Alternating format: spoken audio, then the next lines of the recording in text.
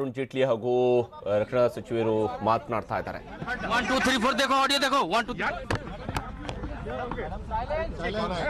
Are you ready? Yes sir. So please remain silent. मैं पहले अंग्रेजी में और फिर हिंदी में एक ब्रीफ बयान है आपको दे दूंगा. The Cabinet Committee on Security mobile पीछे करा हुआ सॉरी यार पीछे जाओ met under the chairmanship of the Honorable Prime Minister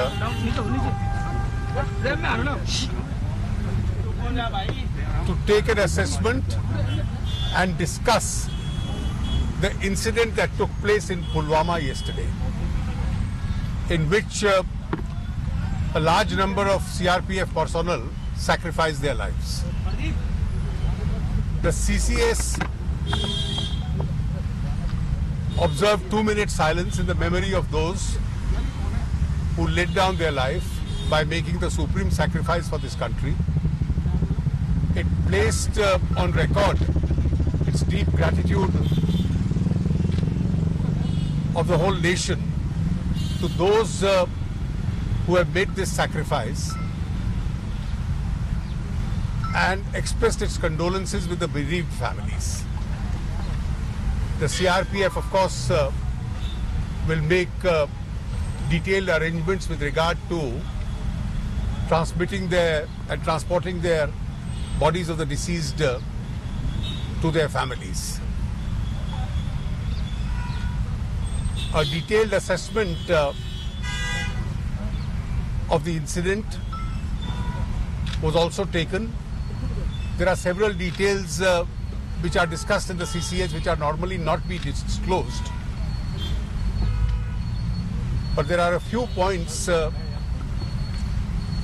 which have to be shared with you.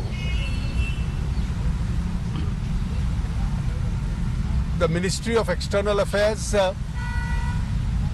will initiate all possible steps, and I am here referring to all possible diplomatic steps. Yes, ಒಂದು ಕಡೆಯಲ್ಲಿ ಈಗಾಗಲೇ ಅರುಣ್ ಜೇಟ್ಲಿ ಅವರು ಮಾತನಾಡ್ತಾರೆ, ಮತ್ತೊಂದು ಕಡೆಯಲ್ಲಿ ಪ್ರಧಾನಿ ಮೋದಿ ಅವರು ವೀರ ಯೋಧರಿಗೆ ನಮನವನ್ನು ಸಲ್ಲಿಸ್ತಾ ಇರುವಂಥದ್ದು. ಭಾರತ್ ಎಕ್ಸ್ಪ್ರೆಸ್ ರೈಲು ಉದ್ಘಾಟನೆಯ ಸಮಾರಂಭದಲ್ಲಿ ವೀರ ಯೋಧರಿಗೆ ನಮನವನ್ನು ಸಲ್ಲಿಸಿದ್ದಾರೆ. प्रधानमंत्री जी की पहल मेक इन इंडिया पर विश्वास की एक और मोहर लगाती है.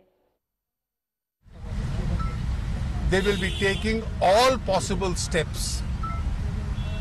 Firstly, to ensure that full security is maintained, and secondly, to ensure that those who have committed this heinous act of terrorism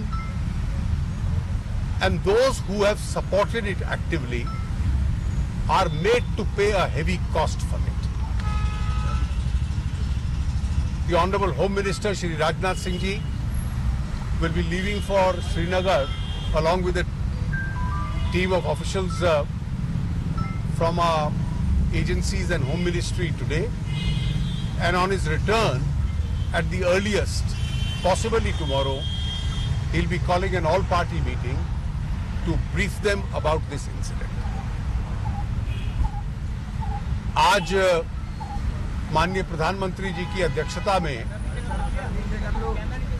cabinet committee of security की एक बैठक हुई, जो कल पुलवामा में आतंकवादी घटना हुई है उसका आकलन करने के लिए और क्या क्या कदम उठाने चाहिए देश को. एक श्रद्धांजलि प्रस्ताव जो लोग शहीद हुए और जिन्होंने अपने जीवन का सर्वोच्च त्याग किया है इस राष्ट्र के लिए, उन जवानों के प्रति पारित किया गया. 2 मिनट का मौन भी रखा गया और सीआरपीएफ पूरे कदम उठाएगी कि उन शहीदों के शरीर उनके परिवारों तक पहुंचाए जाएं, ताकि पूरा देश उन शहीदों को सम्मानित कर पाए. जो वहां पर घटना हुई और वहां की वास्तविक स्थिति है उसका आकलन भी किया गया. विदेश मंत्रालय जितने भी डिप्लोमेटिक स्टेप्स है कूटनीति से संबंध इसमें संभव उनको अब आरंभ करेगा। जैसे वो कदम उठाए जाते हैं उसकी जानकारी आप लोगों को विदेश मंत्रालय समय समय पे देता रहेगा। जो मोस्ट फेवर्ड नेशन का दर्जा पाकिस्तान को दिया गया था उसको वापस लेने का निर्णय आज सरकार ने किया है। वाणिज्य मंत्रालय इसके संबंध में जो सूचना जारी करनी है वो करेगा। 1986 में आज से लगभग 33 वर्ष पूर्व भारत ने यूनाइटेड नेशंस में comprehensive convention on international terrorism move किया था, जिस पे बहुत चर्चा हुई है, लेकिन वो अभी तक पारित इसलिए नहीं हुआ कि उसमें टेररिज्म, आतंकवाद शब्द की परिभाषा को लेकर अभी सबकी सहमति बाकी थी। तो अंतर्राष्ट्रीय समाज को, इंटरनेशनल कम्युनिटी को विदेश मंत्रालय और भारत संपर्क करेगा सब प्रमुख देशों को, ताकि उसको तुरंत पारित कर दिया जाए। जहां तक हमारे सुरक्षा दल हैं वहां पर शांति और अमन बना रहे कश्मीर घाटी में, सुरक्षा के पूरे कदम कि ऐसे कोई और घटना ना हो, वो इसको अपनाएगी और वो कदम लेगी। और इसके साथ साथ जिन लोगों ने ये अपराध किया है आतंकवाद का और जिन्होंने उसको समर्थित किया है, उनको एक बहुत बड़ी कीमत इसकी अदा करनी पड़े। दे हैव टू पे a heavy price, a heavy cost for it. इसके लिए वो पूरे कदम अपने आप उठाएगी। गृह मंत्री श्री राजनाथ सिंह जी आज श्रीनगर जा रहे हैं। वहां पर वो दिन भर बैठकें करेंगे और लौटने के बाद संभवतः कल वो सर्वदलीय बैठक बुलाकर वहां की परिस्थिति का जायजा उन लोगों को देंगे और सभी राजनीतिक दलों के साथ इसकी चर्चा करेंगे, ताकि पूरा राष्ट्र एक आवाज में इस परिस्थिति में रिएक्ट करे। You see, I have made my statement. What had to be done? Normally there is no briefing after the CCS. What I have to say, I have already said, and I think you will also understand the restraint of the situation and desist from any further. Thank